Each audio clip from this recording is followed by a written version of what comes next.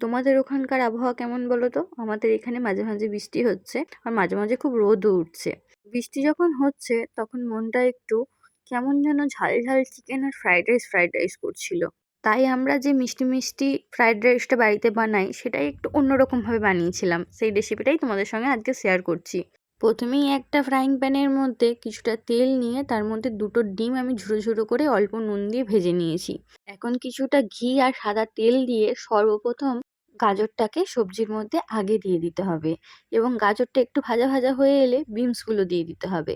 বিনসগুলো আর একটু ভাজা ভাজা হয়ে এলে দিয়ে দিতে হবে ক্যাপসিকামগুলো। তারপরে কাজু কিশমিশটা একটু ভাজা ভাজা করে নিয়ে ওর মধ্যে যে ডিমটা আমরা ভেজে রেখেছিলাম সেই ডিমটা দিয়ে এই অবস্থায় ফ্লেমটাকে লো রাখতে হবে।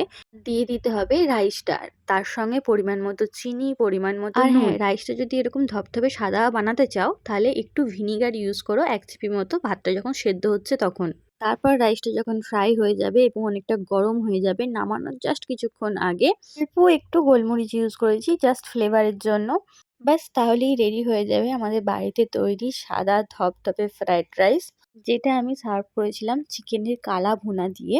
এই রেসিপিটাও নেক্সট দিন চ্যানেলে আসবে, তাই চ্যানেলটাকে সাবস্ক্রাইব করে রেখো। আর আমার ভিডিওগুলো যদি ভালো লাগে তাহলে একটা লাইক আর কমেন্ট করে যেও। Thank you.